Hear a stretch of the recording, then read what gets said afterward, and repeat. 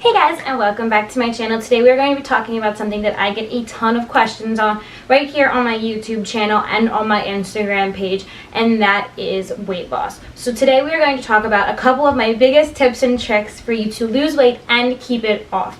So we are going to dive right into it. We're going to do a nice little whiteboard chalk talk. I'm going to give you my biggest tips and tricks for weight loss.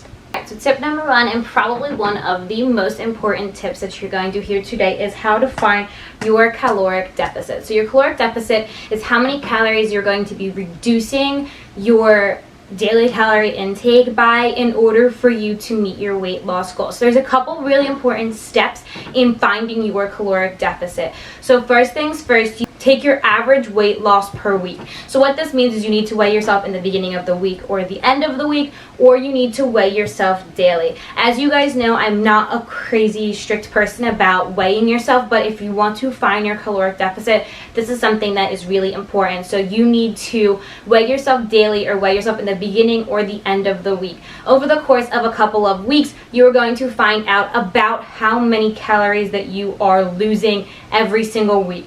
Typically, you're going to see about 1 to 2 calories per week you're going to be losing. What you're going to do with that number once you find it, so let's say for example, you lose approximately 1 pound every single week. Then you're going to take that number and you're going to multiply it by 3,500. 3,500 calories is the amount of calories you need to burn or you need to reduce your diet by to equal 1 pound. 3,500 calories equals 1 pound. So you are multiplying that number by 3,500 in order to find out how many calories you're going to need to burn off that pound. You're going to take that number, so let's say for example you lose 1 pound on average per week. You're going to take that number, multiply it by 3,500. You're going to take that number, which in this case equals 3,500, and divide that by 7. 7 is obviously the amount of days in a week, so that is going to give you your daily caloric reduction. So that number is going to tell you approximately how many calories you need to reduce your diet by every single day. This formula, if it tells you that you need to reduce your calorie intake by 1,000 every single week, that is so unrealistic, and I definitely do not recommend that. Your goal should be anywhere from 200 to 500 calorie reduction every single day. You should not be looking at a 1,000 calorie reduction. It is, one, going to be very, very difficult, and two, it's going to be very difficult to maintain it.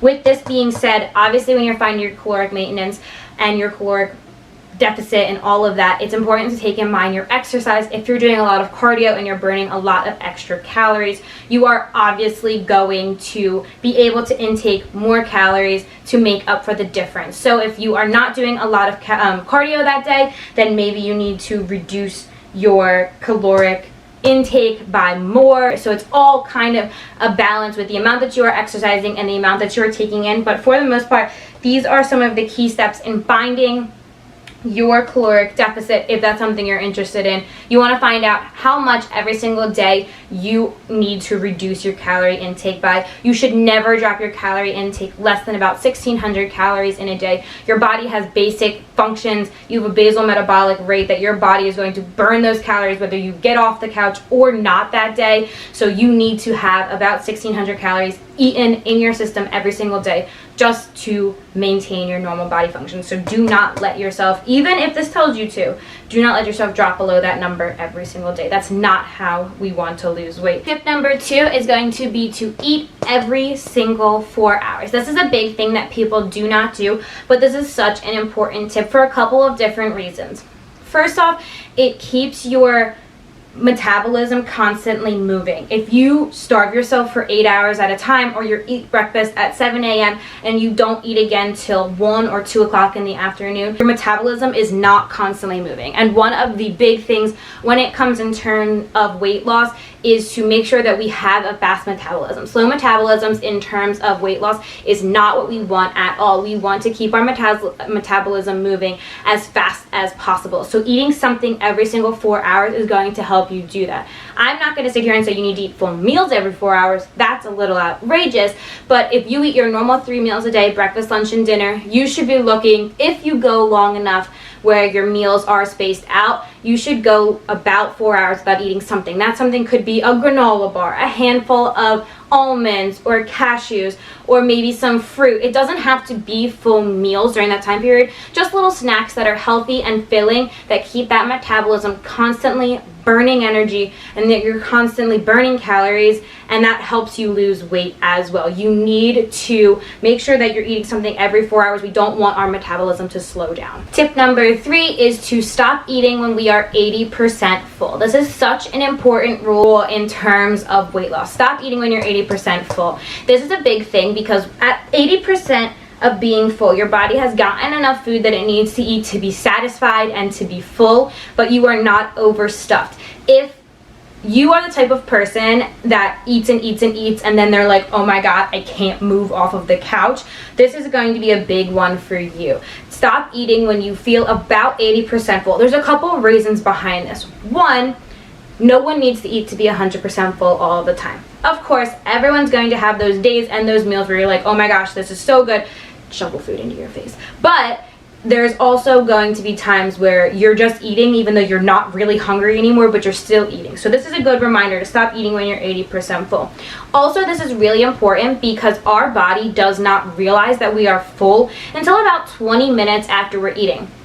We need time for our body to digest and process the fact that we are full. So if we just keep eating and eating, our body does not recognize that we are overly stuffed until after the fact. And at that point, it's too late. You're already overly stuffed. You've already eaten way too much food. Stop eating when you are 80% full. You are avoiding this issue because at this point, 80% full may mean 100% full, but you may not realize that until 20 minutes later. So this is a good rule of thumb that when you're eating and you begin to feel satisfied but not overly stuffed, stop eating. Tip number 4, we're going to be talking all about portion control. Portion control is such a huge thing for so many reasons. There are so many ways that we can be better about monitoring portions and how much we're taking in. One huge way that we can do this, if you are not already doing this, is to read food labels. Food labels have all of the information that you need to know about portion control right on them. It is so easy to just enjoy the food and not be looking at how many calories or carbs or fat or protein or anything like that are in the food. If weight loss is a goal of yours, read those food labels because there are things that even though they're healthy, such as nuts, for example, almonds, cashews, peanuts, things like that, that are super dense in calories and protein, and you think that you're not eating that much because they're nuts, they're healthy, but you're eating so many calories. So reading the food label and realizing the portion sizes and the serving size for all these foods is huge in this sort of thing. So my biggest recommendation is to read the food labels and to actually eat the recommended amount. Another huge thing with portion control is going out to eat. When we go out to eat at restaurants, we all know that typically we eat way past that 80% full thing we were just talking about earlier. We shove our face and we eat, and their portion sizes are huge. They bring out these plates that are absolutely massive, and you're like, there is no way that I'll be able to eat something like this. But we try our best, and sometimes we even do it. So my biggest recommendation when we go out to eat, or when you go out to eat in the future, is to ask the waiter or the waitress to box up half of your meal before it even comes out to the table. This is going to be really beneficial for a couple of reasons. One, right off the bat, you're not going to even see the other half of the meal. It's going to be something that you can have for later on in the future, and that's really important. Two, it prevents you from shoving your face and eating the whole entire meal because you don't need that entire huge plate that they're giving you, but because it's in front of you, we tend to keep eating and keep picking at it while we're sitting there talking, enjoying our time. So by asking the waiter or the waitress to box up half of your meal before it even comes out, you are going to control that portion sizing so much more. You are going to be eating less food right off the bat because you're not going to have all of it in front of you, and then you have something for the next day or the day after that as leftovers to eat that's already portioned out for half of the meal that you already had. So tip number 5, and this is such a big mental shift that you have to get into, is that food is not good or bad. There aren't good food and there aren't bad food, and that is such a mental shift that you have to get into when you get into your weight loss journey. This is so important because if you look at ice cream and say that is a bad food, or you look at fries and you say that is a bad food, then if you have a day where you eat one of those bad foods like ice cream or fries, you're going to feel horrible about yourself. You're going to feel like you're a failure. You're going to feel like your weight loss journey is over, all of that. But that is not true. There is food and there are healthy alternatives. So if you are really in the mood for fries and you really just want something salty, then we could make a healthy alternative, maybe salted almonds or salted nuts, something like that. There is not good or bad food. Of course there's food, and then there is food that is healthier for you, but don't put the label of good or bad in front of the food, because that is going to mess with you mentally so much, to the fact that if you have a day where you are out with your friends and everyone's getting pizza and you want a slice of pizza and you say pizza is bad, that's not going to be good for you mentally, because you're going to feel like you took a step back, when in actuality you are just living your normal life. And that is so important. You need to be able to understand that of course there's food that is better for you than others. However, pizza isn't bad. Ice cream isn't bad. Everything in moderation is okay. So get out of the mindset of food is good or food is bad. There aren't categories for it. So when you make that mental shift, that's going to help you overcome that food insecurity that we may have when we're out to eat and our friends are getting things that may be labeled as bad food. The next tip is something that relates more to exercise and the fitness aspect of losing weight, and that is that we should aim for about 150 minutes of exercise every single week. That should be the minimum amount that you have to meet every single week in order to lose weight. Once again, 3,500 calories equals 1 pound. You can do that by a caloric reduction or by exercise or through a combination of both. So by doing 150 minutes of exercise every single week, which comes out to be about 30 minutes of exercise for 5 days a week, which is a very attainable goal. And this doesn't have to be intense training. This doesn't have to be a sprint. This doesn't have to be intense weightlifting. This can be yoga. This can be a walk around your neighborhood. It doesn't have to be something that is super strenuous if you are new into exercising. But you need to move your body and be physically active for 150 minutes of exercise every single week. That should be your base goal. Anything over that is going to be awesome, and it's going to help you achieve your goals even more and even quicker, but we need to aim for 150 minutes to start. This can be done in increments of 10. This can be done in 30-minute bouts. You could have a really good day where you're super active and you work for 60 minutes one day, and then you can take 2 or 3 days off. But for a general goal, you should aim for about 150 minutes of exercise per week, and you should aim to not go more than 2 days without movement. So if you have movement on Friday, you can go Saturday and Sunday with no movement. We better kick that butt back up into gear on Monday. We should not go more than 48 hours without exercise or movement of some sort. So 150 minutes of exercise per day and no more than 48 hours in between your exercise or movement sessions. And tip number 7 is that protein is your best friend. In terms of eating and in terms of weight loss, protein is super important because protein makes you feel full for longer than other foods do. Fat makes you feel very full as well. However, if we're trying to lose weight, we need to avoid super high fat diets and super high fat meals. So protein is going to be your best friend. I'm not saying avoid carbs altogether. Please, for the love of God, do not avoid carbohydrates. Because when you cut out carbs completely from your diet, you are not only cutting out all of the bad carbs, like bread, pasta, and all of that, you are also cutting out fruits, vegetables, and we need them not only for our health but for the vitamins and minerals that they provide. We need to eat carbohydrates. Carbohydrates are our primary source of energy, and we need to treat them as such. We need to love our carbs, but in the case of weight loss, protein is going to be super important for you.